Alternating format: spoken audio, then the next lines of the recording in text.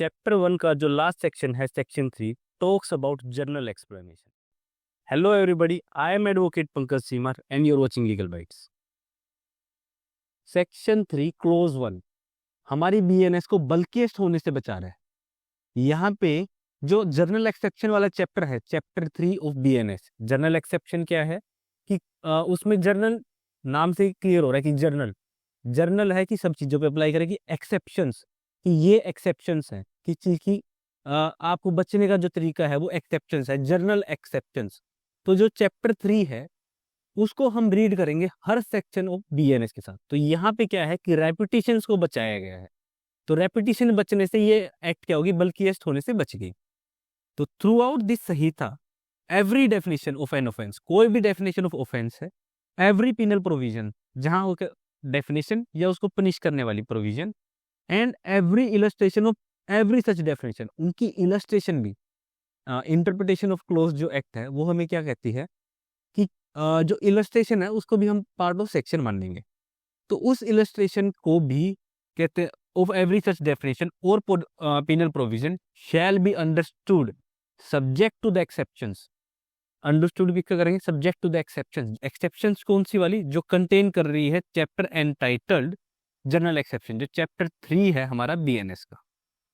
तो those exception are not repeated in such definition, penal provision और illustration. बेशक वो रिपीट ना कियो। तो यहाँ पे क्या कर रहे हैं,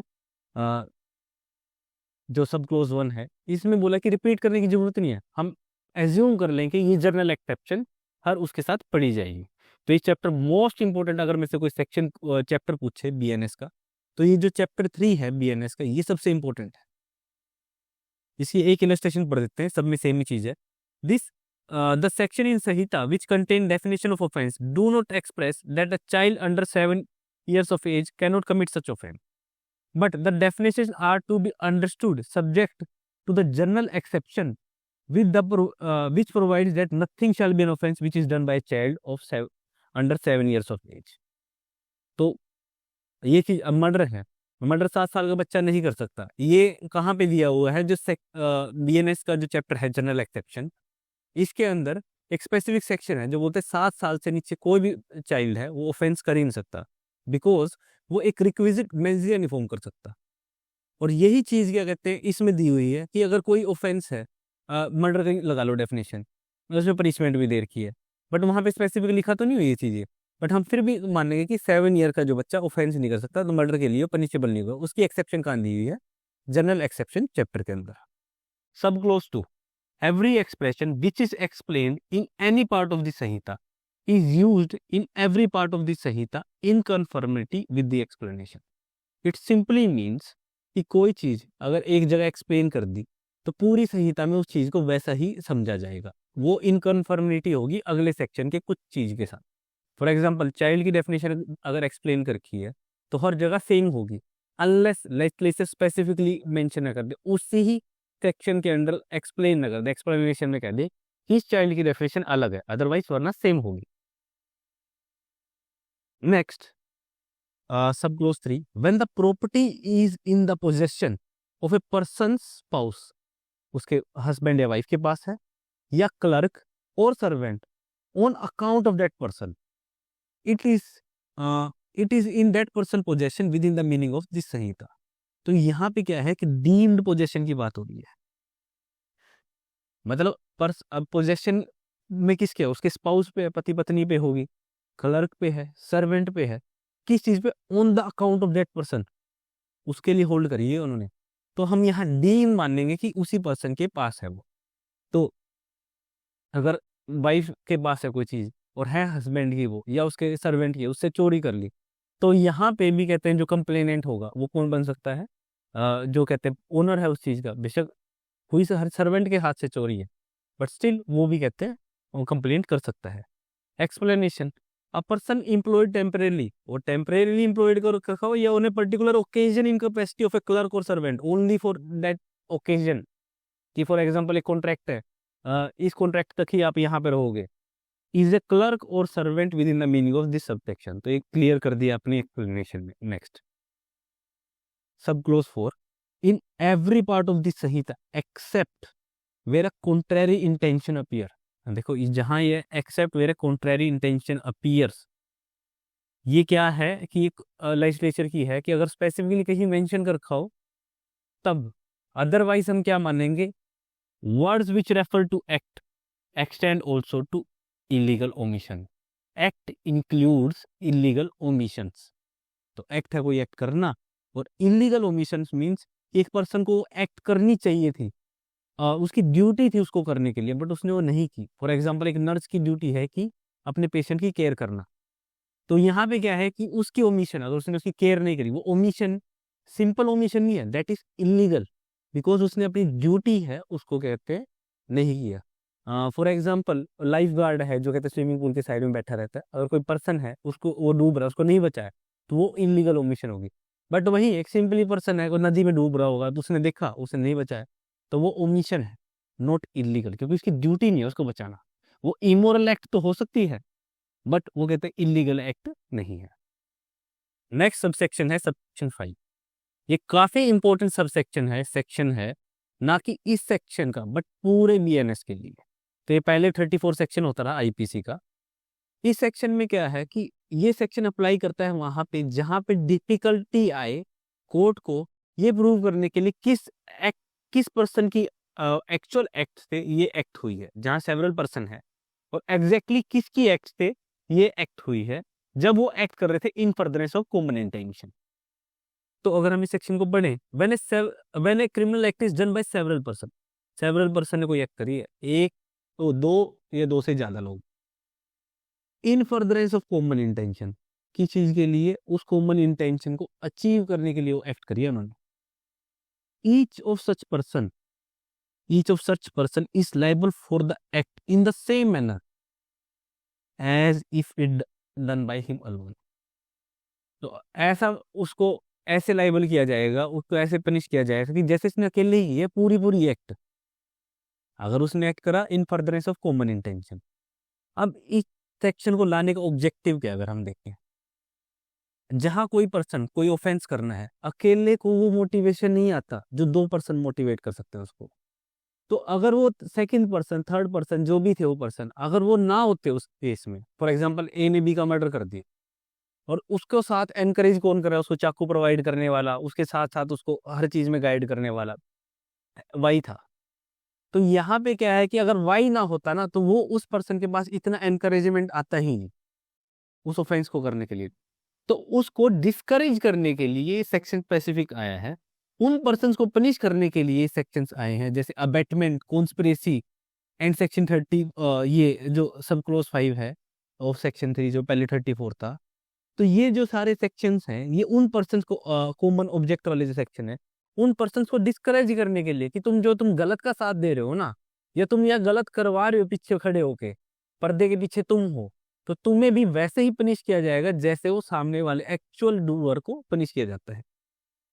तो उन पर्सन को डिस्करेज करने के लिए स्पेसिफिक सेक्शन है। और ऐसे ही जो सेक्शंस हैं ग्रुप लाइबिलिटी से, जॉइंट लाइबिलिटी से, या कंस्ट्रक्टिव लाइबिलिटी से, वाइकेरियस लाइबिलिटी से जो सेक्शन डील करते हैं हमारे बीएनएस के अंदर, वो सेक्शंस हैं हमारे, ये हो गया क्रिमिनल एक्ट डन बाय, जो सेक्शन, ये तो एक ही हमारी यही होगी कॉमन इंटेंशन वाले, criminal act done by with common intention of A group, जहाँ कॉमन इंटेंशन वाले हैं, सब सेक्शन 5 से सब सेक्शन 9 तक। फिर नेक्स्ट है हमारा कॉमन ऑब्जेक्ट वाला सेक्शन 190, जहाँ कॉमन ऑब्जेक्ट है उनका, इसमें इंटेंशन बेशक अलग अलग हो सबकी, किसी का कुछ इंटेंशन हो किसी को इंटेंशन हो, बट ऑब्जेक्ट उन्होंने नहीं करना, वाई का मर्डर करना है, किसी की इंटेंशन किसी और चीज के लिए, किसी की इंटेंशन किसी और चीज के लिए। नेक्स्ट है हमारा क्रिमिनल कॉन्स्पिरेसी, पहले 120 बी होता है आईपीसी का, अब ये सेक्शन 161 है, और एक सेक्शन और है 148। नेक्स्ट है हमारा जहाँ पे डकैती करते हैं to commit murder, section 310 of I BNS, इसमें 5 और मोर पर्सन जो कर रहे हैं। नेक्स्ट है हमारा where person are conjointly concern in committing the offence of lurking house trespass or house breaking, तो उसको भी डिस्करेज करने के लिए सेक्शन 331 है हमारा बीएनएस का। एक जो ये जो सेक्शन है ये कोई भी स्पेसिफिक ऑफेंस नहीं क्रिएट करता, ये सेक्शन कोई भी स्पेसिफिक ऑफेंस नहीं क्रिएट करता, ये मेनली प्रिंसिपल बता रहा है कि अगर आप ये करोगे, रूल ऑफ एविडेंस बता रहा है कि ऐसा माना जाएगा कि आपने अकेले ही किया ये काम और आपको वैसे ही पनिश किया जाएगा।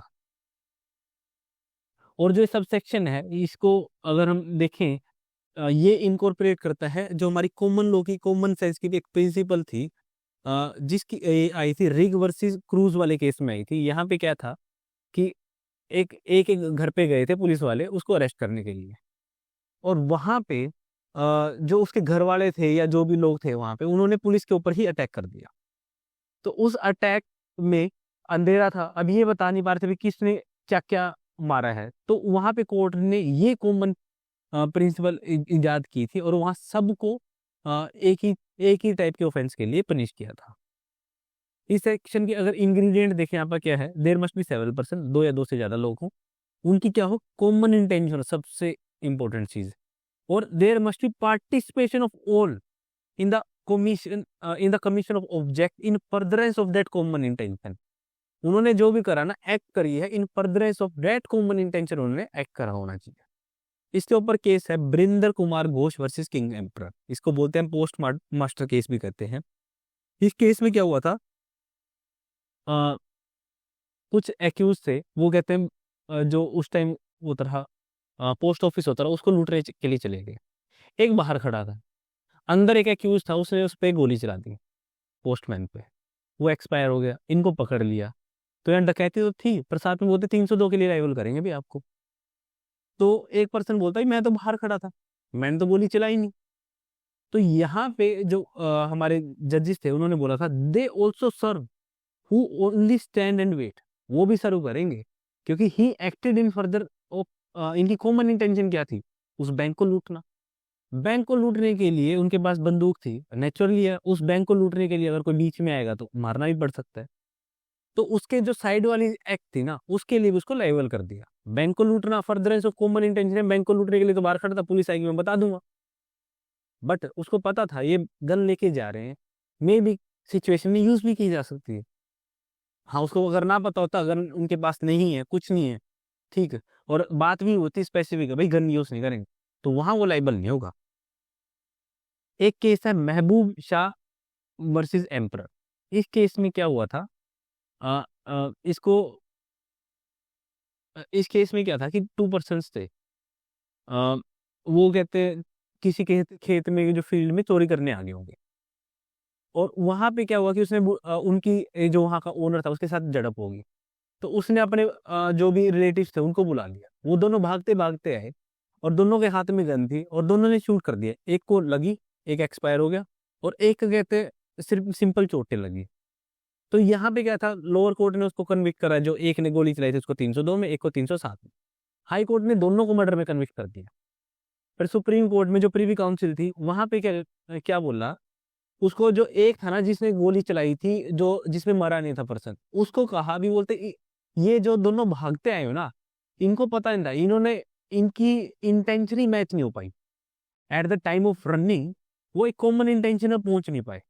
और वो कॉमन इंटेंशन में पहुंच पाते अगर उनकी बीच में अगर कैसे भी उनकी बात होती, प्री प्लानिंग हो जाती है, कुछ भी होता, तो माइंड उनका एक मैच नहीं कर पाया, तो बोलते हैं दोनों की इंटेंशन अलग अलग थी, एक ने मारा और एक को मर्डर के लिए पनिश किया गया और एक को 307 के लिए किया गया।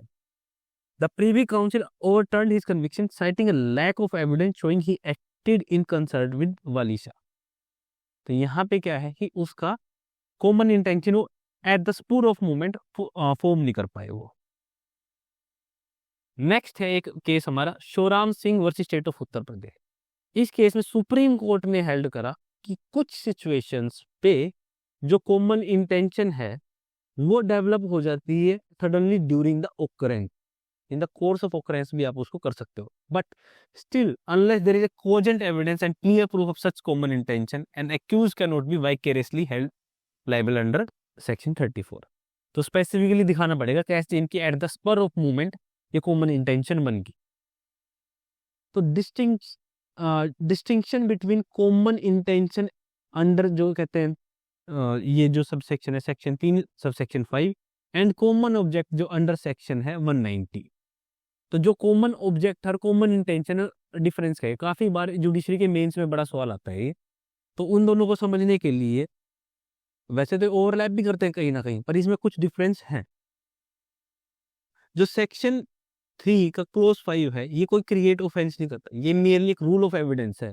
अगर एक ने एक्ट करिए तो बाकी भी लाइबल होंगे सेम मैनर में, अगर इन फर्दरेंस ऑफ कॉमन इंटेंशन वो काम कर रहे हैं तो ऐसा माना जाएगा जैसे इसने भी करा है।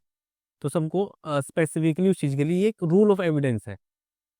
जो है हमारा कहते हैं सेक्शन 90, ये एक स्पेसिफिक ऑफेंस है, ये डेफिनेट ऑफेंस है। यहाँ पे पनिशमेंट, यहाँ पे तो स्पेसिफिक पनिशमेंट ही दी हुई है, इसकी भी अलग पनिशमेंट दी हुई है। उस ऑफेंस की तो मिलेगी, इसकी भी पनिशमेंट दी हुई।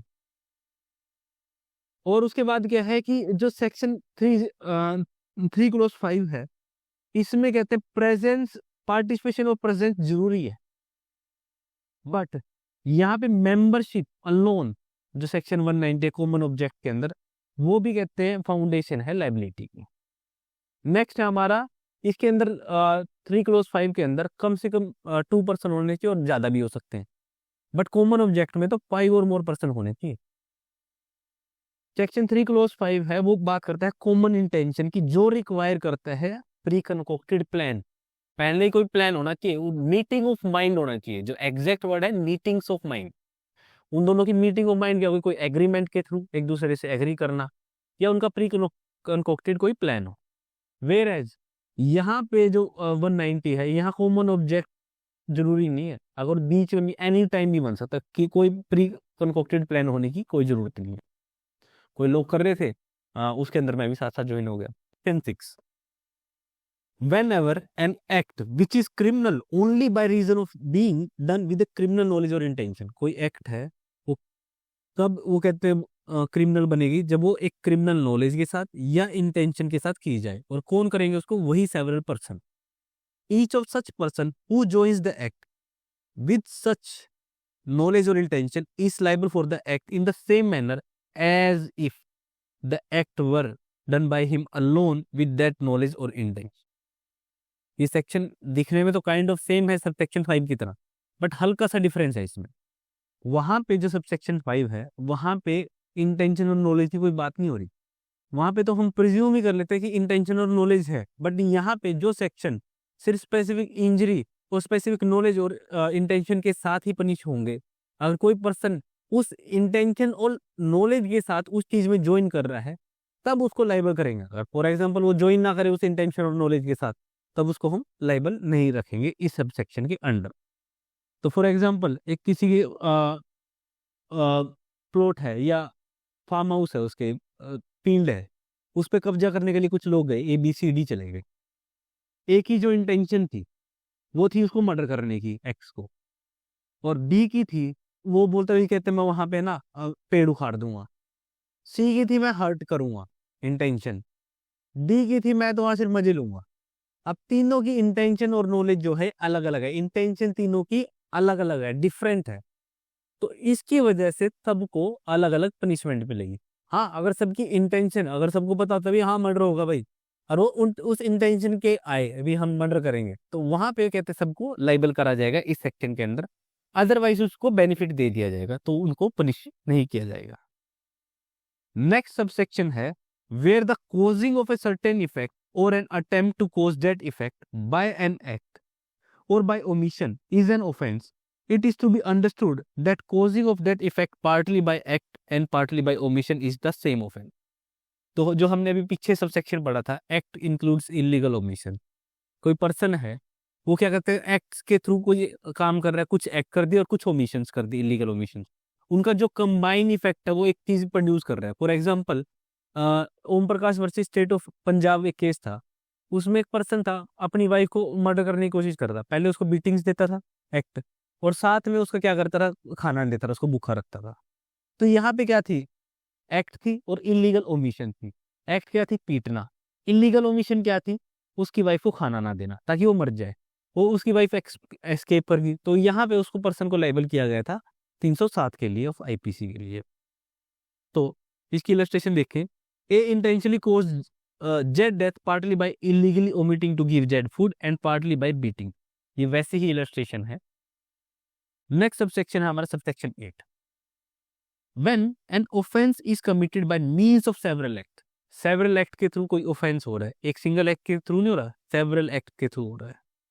whoever intentionally cooperates, और कोई पर्सन इंटेंशनली कोऑपरेट करे उस चीज में, उन एक्ट में कोऑपरेशन दे दे उस पर्सन को, इन the commission of that offence by doing any one of those act, either singly या jointly with any other person commit that offence. ये जो सेक्शन है कोऑपरेशन से डील कर रहा है, ये कोई पर्सन कोऑपरेट कर रहा है किसी और को, तब वो पर्सन भी वैसा ही लाइबल होगा। फॉर एग्जाम्पल, एक कैदी था, उसमें एक जेलर था, उसको खाना बिल्कुल ही नहीं देता था, उसकी ट्रांसफर होगी। नेक्स्ट जो जेलर आया उसको पता चल गया यार ये कैदी है, उसकी पिछले वाले की बनती थी, चलो मैं भी कोऑपरेट करता हूं, मैं भी खाना नहीं दूंगा इसको, वो मर गया, तो इस पर्सन को भी लाइबल किया जाएगा और उस पर्सन को भी लाइबल किया जाएगा। तो इसकी इलस्ट्रेशन है, A and B agrees to murder Z by several at different times giving him small doses of poison. A and B administer the poison according to the agreement with intent to murder Z. Z dies from the effect of several doses of poison so administered to him. Here A and B intentionally cooperate. उन दोनों ने cooperate कर दिया in the commission of murder as each of them does the act with. अब यहाँ पे क्या है, A और B का एग्रीमेंट हो गया, उन्होंने बोला कि कहते हैं भाई इसको ना ऐसे ऐसे आधी डोज तू दियो, कभी डोज मैं दे दूंगा, पॉइजन के धीरे धीरे करके मार लेंगे, तो यहाँ पे दोनों के दोनों लाइबल हैं। ये जेलर वाला एग्जाम्पल इलस्ट्रेशन बी है। A and B are joint jailer as the gave the charge of dead prisoner alternatively for 6 hours a day. A and B intending to cause Z deaths knowingly cooperate in causing by illegally omitting each one furnish food we supply to Z dies of hunger. A and B both are guilty of murder. इसमें क्या है कि 6-6 घंटे के लिए jailers के पास क्या था कि एक कैदी का चार्ज था, तो वहां पे क्या कर रहे थे, तो दोनों कहते हैं वो खाना नहीं दे रहा था, ना वो दे रहा था ना वो दे रहा था, दोनों ने कोऑपरेट करा इंटेंशनली, दोनों लाइबल हो गए। A jailer who was the charge of Z prisoner intending cause Z death illegally omits to supply food with Z. जो जेलर था जेड को कहते खाना दे ही नहीं रहा था ताकि मर जाए, but starvation is not sufficient to cause his death. A is dismiss from his office, A को डिसमिस कर दिया, एंड बी सक्सीड, बी आ गया। B without conclusion or cooperation with A, अब बी ने कंक्लूजन नहीं करा ना ही कोऑपरेशन करा ए के, illegally omits to supply Z with food, knowing that he is likely thereby cause Z death. Z dies of hunger. यहाँ पे बी आया, उसने कोई कोल्यूजन नहीं करना, उसको पता इस चीज का, तो उसने क्या करा, बिना उससे वो बिना उनकी इंटेंशन मिले उसने क्या करा, उसने खाना देना बंद कर दिया। अब यहाँ पे बी गिल्टी होगा मर्डर के लिए, और जो A but as A did not cooperate with B, A is guilty of attempt to murder. A को क्या करेंगे, अटेम्प्ट टू मर्डर के लिए करेंगे। जो दोनों सेक्शन है इनमें मेनली क्या है कि इंटेंशनल कोऑपरेशन होना चाहिए कहीं ना कहीं, कि कुछ ना कुछ एक एक्ट करे, दूसरा पर्सन भी कोऑपरेट करके कुछ एक्ट करे। बट जो हमारी क्या थी, वीरेंद्र कुमार घोष वाला केस था, उसमें तो those who serve and stand वो भी पनिशेबल होते। Beats with those cases in which several person intentionally cooperate with means of several acts and punish such cooperation, उस कोऑपरेशन को पनिश कर रहे हैं, provided it consist in doing of one of those act either singly और jointly, singly भी कर रहे हो आप चाहे जॉइंटली कर रहे हो, ठीक है, if constituted the offence itself. Next है हमारा subsection 9, where several person are engaged or concerned in commission of criminal act. Several person है, कुछ एक्ट कर रहे हैं criminal act, they may be है यहाँ पे, शैल भी नहीं है, मे बी हो सकते हैं वो guilty of different offence bye means of that act. इसका सिंपली मीन क्या है कि अगर कोई पर्सन, सेवरल पर्सन कोई ऑफेंस कर रहे हैं, तो वो कहते हैं डिफरेंट एक्ट के लिए पनिशेबल हो सकते हैं, डिफरेंट क्योंकि उनकी इंटेंशन डिफरेंट हो सकती है। फॉर एग्जाम्पल इसमें अगर देखें, A attack Z under such circumstance of grave provocation that his killing of Z would be only culpable homicide not amounting to murder. A है, उसने अटैक जेड को अटैक कर दिया, और वो क्यों करा, ग्रेव एंड सडन प्रोवोकेशन में करा, तो ग्रेव एंड सडन प्रोवोकेशन एक एक्सेप्शन है मर्डर वाले ऑफेंस की, तो वो व्हेन एवर कोई भी ग्रेव एंड सडन प्रोवोकेशन है, तो उस चीज में कोई पर्सन एक्ट कर रहा है, मर्डर कर रहा है, तो culpable homicide not amounting to murder होगा। बी, जिसकी इन इंटेंशन है towards Z, intending to kill him not having been subject to the provocation, उसको कोई प्रोवोकेशन नहीं है, उसने क्या करा, ए को असिस्ट कर दिया जेड को पनिश करने के लिए।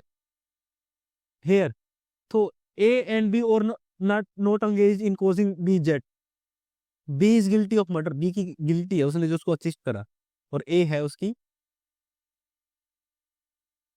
Attempt to culpable homicide, culpable homicide के लिए कहते हैं ए पनिशेबल होगा, और जो बी है जिसकी इल विल थी, जिसको कोई प्रोवोकेशन थी, उसके ऊपर एक्सेप्शन नहीं लग रही, वो पर्सन क्या होगा, लाइबल होगा। अब हाँ, मर्डर के लिए। Thank you for watching, please do like and subscribe.